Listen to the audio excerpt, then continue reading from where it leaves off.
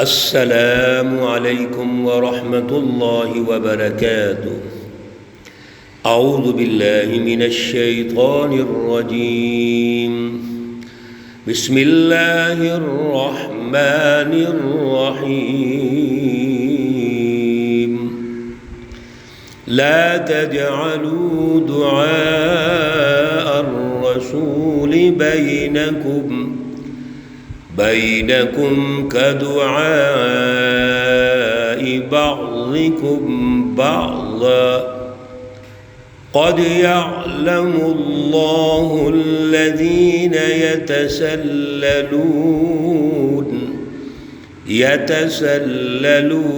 منكم لواذا۔ صدق الله العلي العظيم۔ اللهم صل على سيدنا ومولانا محمد النبي الأمي وعلى آله وأصحابه وبارك وسلم وصل عليه۔ معزز بھائیوں، بہنوں، عزیزوں، سورۃ النور پارہ نمبر 18، آیات مقدسہ نمبر 63 اور 64 ہیں، اور الحمدللہ آج سورہ نور، سورہ مقدسہ مکمل ہو رہی ہے۔ اللہ رب العزت ان آیات کا فہم اور شعور عطا فرمائیں اور عمل کی توفیق اور صلاحیت عطا فرمائیں۔ گزشتہ آیت مقدسہ نمبر 62 میں اللہ رب العزت نے جو رہنمائی ارشاد فرمائی وہ جماعتی زندگی کی ہے، اجتماعی زندگی کی ہے۔ وہ جماعتی اور اجتماعی زندگی جس سطح کی بھی ہو، وہاں پر ایک امیر ہوگا، لیڈر اور سردار ہوگا، قائد ہوگا، دوسرے اس کے وہ کارکن ہوں گے، وہ مل کر مشاورت سے آگے بڑھتے ہیں۔ لیڈر اور قائد وہی ہے جو سب سے اعلیٰ ہے، جو سب سے علم میں، عقل میں، سمجھ میں اعلیٰ ہے، اور یہاں پر جو لیڈر ہیں وہ رسول اللہ صلی اللہ علیہ وسلم ہیں۔ آپ اللہ کے نبی ہیں، آپ رسول محترم ہیں، آپ جماعت صحابہ کے قائد ہیں، آپ امیر ہیں جماعت صحابہ کے، اس اجتماعی فورم کے آپ امیر ہیں۔ اس عنوان کے تحت اللہ رب العزت نے یہ واضح ارشاد فرما دیا، رہنمائی دے دی کہ جب آپ صلی اللہ علیہ وسلم جماعت صحابہ کو کسی اجتماعی کام کے لیے بلائیں، مشاورت کے لیے بلائیں، کسی بھی ہدف کو ہم نے اچیو کرنا ہے، ایک ٹارگٹ ہے، اس کے لیے بلانا ہے جماعت کو، تو وہاں جانے کا کیا طریقہ ہے، وہاں سے آنے کا کیا طریقہ کار ہے۔ تو سب سے بڑی روح یہ ہے اس گفتگو کی کہ جب جائیں تو قلبی طور پہ جائیں، ذہنی، قلبی، عقلی صلاحیتوں کو بروئے کر لائیں، وہاں پہ شامل ہوں، بھرپور شامل ہوں، بھرپور حصہ لیں۔ مشاورت ہے تو اس میں حصہ لیں، رائے دیں، تجاویز دیں، یہ نہیں کہ جائیں اٹھ کے بیٹھ کے آ جائیں۔ اور ایک ماحول ایسا جس کے اندر کچھ سیکھنا بھی نہیں، تعاون بھی نہیں کرنا، یہ سچی جماعتوں کا ماحول نہیں ہوتا۔ اس لیے آج کی جو آیات مقدسہ ہیں، اس میں اللہ رب العزت نے اس مرض کو بیان کر دیا کہ مرض کیا ہے اصل میں، جس کو ہم نے اپنے دل سے دور کرنا ہے۔ اور مرض کو سمجھانے کے لیے اللہ تعالیٰ نے منافقین کی مثال دی ہے کہ کئی ایسے جو منافقین ہیں وہ بھی اس جماعت میں شامل ہوتے تھے، رسول اللہ صلی اللہ علیہ وسلم کے حلقے میں شامل ہوتے تھے، آتے تھے وہ، لیکن دل سے نہیں بیٹھتے تھے۔ اپنی ذہنی قلبی صلاحیتوں کو نہ تو وہ فوکس رکھتے تھے، نہ ہی ان کو استعمال کرتے تھے، بلکہ الٹا غلط استعمال کرتے تھے کہ وہاں مجلس کے اٹھ کے چلے گئے، کھسک گئے، توجہ ہی نہیں کی، شامل ہی نہیں ہو رہے۔ اصل میں ان کے دلوں میں بیماری تھی۔ یہ منافقت کا رویہ ہوتا ہے۔ تو کسی جماعت میں منافقت نہیں چلتی، اس لیے اللہ رب العزت نے جب گزشتہ آیت مقدسہ کا آغاز فرمایا تو انما المؤمنون تاکیدی لفظ ارشاد فرمائے تھے کہ مومن کون ہے، یعنی سچی جماعت کا کیا معیار ہے، ان کا میرٹ کیا ہے۔ رسول اللہ صلی اللہ علیہ وسلم امیر ہیں، جماعت صحابہ وہ سچی جماعت ہے، ان کی آپس کی ڈیلنگ کیسے ہونی چاہیے، کیسے ہے، کیا اسوہ حسن ہے، اس کے مطابق قیامت تک کی جو سچی جماعتیں ہیں ان کا یہی اسوہ حسنہ ہونا چاہیے۔ لا تجعلوا دعاء الرسول بینکم، مت کرو، نہ کرو دعا الرسول، رسول اللہ صلی اللہ علیہ وسلم کا جو بلانا ہے، بینکم اپنے درمیان، اپنے اندر، کا دعاء بعضکم بعضا، جیسا کہ آپ ایک دوسرے کو بلاتے ہو اس طرح مت سمجھو۔ رسول اللہ صلی اللہ علیہ وسلم جب کسی امر جامع اجتماعی کام کے لیے بلائیں، کسی میٹنگ کے لیے بلائیں، مشورے کے لیے بلائیں، تو آپ صلی اللہ علیہ وسلم کا بلانا یا دعوت دینا، یہ آپس میں جو آپ دوست ہیں، آپس میں ایک دوسرے کے، آپ کے آپس کے امور ہیں، اس طرح مت سمجھو۔ کیوں؟ آپ ایک تو اللہ کے نبی ہیں، پھر آپ کے قائد اور لیڈر ہیں، امیر ہیں، اور سب سے بڑی بات یہ ہے کہ ایک اجتماعی فورم کے لیے بلا رہے ہیں، میٹنگ رکھ رہے ہیں، تو وہاں پہ اس کی اہمیت کو سمجھو۔ اور اسی کے عنوان کے تحت جب کوئی سردار، امیر، لیڈر، قائد بلاتا ہے، کوئی میٹنگ رکھتا ہے اجتماعی، تو اس کو ہلکا نہیں سمجھنا چاہیے، اس کی اہمیت دل میں ہونی چاہیے۔ قَدْ يَعْلَمُ اللَّهُ الَّذِينَ يَتَسَلَّلُونَ مِنْكُمْ لِوَاذًا، قد یہ بھی حرف تحقیق ہے، تاکیدی لفظ ہے۔ اللہ تعالیٰ اچھی طرح جانتے ہیں ان لوگوں کو، یتسللون جو کھسک جاتے ہیں، منکم تم سے، لواذا آنکھ بچا کر، جو اس مجلس سے آنکھ بچا کے چپ کر کے اٹھ کے چلے جاتے ہیں، یا کسی سچی جماعت کے فرد نے کوئی مجبوری ہے اجازت لے لی، تو اس کی اجازت کے تناظر میں یہ جو اندر منافقت رکھتے ہیں یہ بھی ان کے ساتھ چلے جاتے ہیں اٹھ کے۔ تو یہ رویہ سچی جماعت کے ممبران کا نہیں ہوتا، بلکہ پچھلی آیت مقدسہ میں ہم نے یہ سیکھ لیا ہے کہ وہ اپنے امیر سے اجازت لیں گے، مشورہ کریں گے، ان سے انڈرسٹینڈنگ کریں گے، اور امیر ان کو اجازت بھی دے گا۔ لیکن یہ سارے معاملات تو انڈرسٹینڈنگ سے ہیں، یہ نہیں ہے کہ چپ کر کے چلے جاؤ، اجازت ہی طلب نہ کرو اور اس کو اہمیت ہی نہ سمجھو۔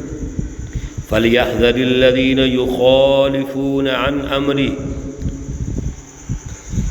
اللہ رب العزت نے یہاں تنبیہ فرمائی ہے کہ بس چاہیے کہ ڈرتے رہیں وہ لوگ جو اپنے لیڈر کے امور حکم میں مخالفت کرتے ہیں، اس بات سے ڈرتے رہیں کہ ان کو کوئی آزمائش پہنچے گی، خرابی پہنچے گی، یا کوئی ان کو عذاب علیم، دردناک عذاب آ جائے گا۔ جب بھی دل میں منافقت ہوتی ہے، یاد رکھیے میرے عزیز و دوستو، اجتماعی کام میں شامل نہ ہونے کے اعتبار سے دل میں خرابی اور بیماری ہوتی ہے، تو وہ بندہ اس اجتماعی کام کا حصہ نہیں بن سکتا۔ نتیجہ کیا نکلتا ہے کہ جب ہم اکیلے ہیں، اکیلے رائے ہیں، یا کسی جماعت شیطانی جماعت کے حوالے سے ہماری رائے بنتی ہے، ہم اس کے اعلی کار کے طور پہ کام کرتے ہیں، حزب الشیطان کے اعلی کار کے طور پہ کام کر رہے ہوتے ہیں، تو پھر نتیجہ کیا نکلے گا کہ من شذ شذ فی النار، وہ بندہ جہنم میں جائے گا۔ نبی علیہ الصلوۃ والسلام کا ارشاد گرامی ہے، جب آپ اجتماعی فورم سے کٹ جاتے ہیں، اجتماعی ماحول سے کٹ جاتے ہیں، اس اجتماعی سسٹم سے جدا ہو جاتے ہیں، انفرادیت پیدا کر دیتے ہیں اور دوسروں کے اعلی کار بن جاتے ہیں، اس کا نتیجہ جہنم ہے، اس کا نتیجہ تباہی ہے۔ اس لیے اللہ رب العزت ارشاد فرماتے ہیں کہ اس وقت سے ڈرو بچو جب آپ پر یہ عذاب آ جائے گا۔ آیت مقدسہ نمبر 64 پر اللہ رب العزت نے اپنی حاکمیت اور کائنات پہ اپنی گرپ اور جو کچھ ہو رہا ہے اس کا علم اللہ کو ہے، اللہ کی بالادستی ہونی چاہیے۔ اللہ رب العزت ارشاد فرماتے ہیں الا خبردار، یہ تنبیہ کا لفظ ہے، یعنی کسی بات کی اہمیت کو واضح کرنے کے لیے اللہ ارشاد فرماتے ہیں الا خبردار، یعنی توجہ رکھو۔ ان پھر یہ حرف تاکید ہے، ان للہ بے شک اللہ ہی کے لیے ہے، اور للہ اللہ ہی کے لیے ہے، یہ ترجمہ کرنا ہے ہم نے، ما فی السماوات والارض، جو کچھ آسمانوں میں ہے اور زمین میں ہے۔ آسمانوں اور زمین میں جو کچھ ہے یہ اللہ ہی کے لیے ہے، اس کے حقیقی مالک حقیقی خالق اللہ ہے۔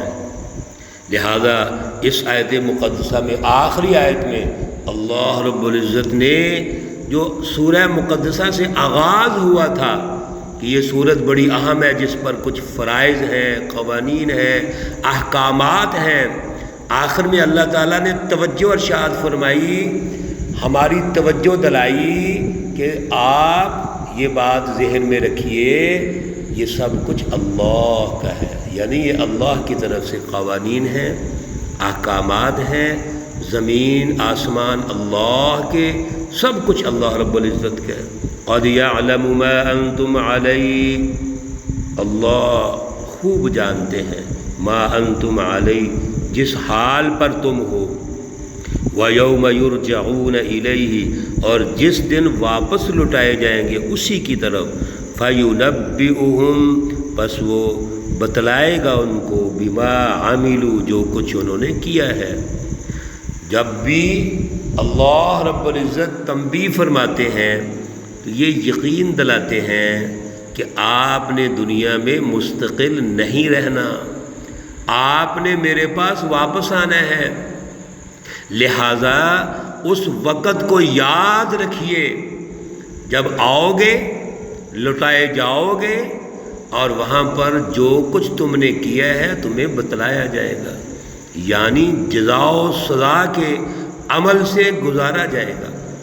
اس لیے جو ہم کرتے ہیں وہ ایک کتابچے کی شکل میں تیار ہو رہا ہے، وہ لکھا جا رہا ہے، کرامن کاتبین، تو ہمارے کندھوں پہ موجود ہیں، کرامن کاتبین یعلمون ما تفعلون، جو بھی آپ کرتے ہو ہم کرتے ہیں وہ جانتے ہیں، وہ لکھ رہے ہیں، نوٹ کر رہے ہیں، اور وہ اللہ کی عدالت کے سامنے پیش کیا جائے گا۔ کسی کو اللہ تعالیٰ بغیر دلائل کے، بغیر ریفرنس کے کوئی سزا نہیں دیں گے، نہ دے سکتے ہیں۔ اللہ رب العزت تو غفور الرحیم ہے۔ پہلے ہمارے اعمال پیش کیے جائیں گے، پہلے ثبوت پیش کیے جائیں گے، پھر اللہ تعالیٰ سزا سنائیں گے۔ واللہ بکل شیء علیم، اور اللہ رب العزت ہر چیز کو جاننے والے ہیں۔ علیم کا معنی کیا ہے؟ یعنی اللہ کا جو علم ہے سب پر محیط ہے، اور ذرہ ذرہ اللہ کے علم میں ہے، اس کائنات کا ذرہ ذرہ، اور کائنات کی جو مخلوقات ہیں، اور ان مخلوقات میں جو انسان ہے جو کچھ کرتا ہے اللہ کے علم میں ہے۔ پھر انسان کیوں نہیں سوچتا، کیوں نہیں غور کرتا؟ ہمیں جو قوانین اللہ نے دیے ہیں وہ عمل کے لیے دیے ہیں، غور و فکر کے لیے دیے ہیں۔ اللہ ہمیں توفیق اور صلاحیت عطا فرمائے۔ اللہ رب العزت تمام مرحومین و مرحومات کو جنت الفردوس میں اعلیٰ مقام عطا فرمائے۔ اللہ رب العزت تمام بیماروں کو شفائے کاملہ عاجلہ مستمرہ عطا فرمائے۔ استغفر اللہ ربی من کل ذنب واتوب الیہ، بڑا پیارا یہ جملہ ہے جو استغفار کا ہے، بخشش طلب کرنے کا ہے۔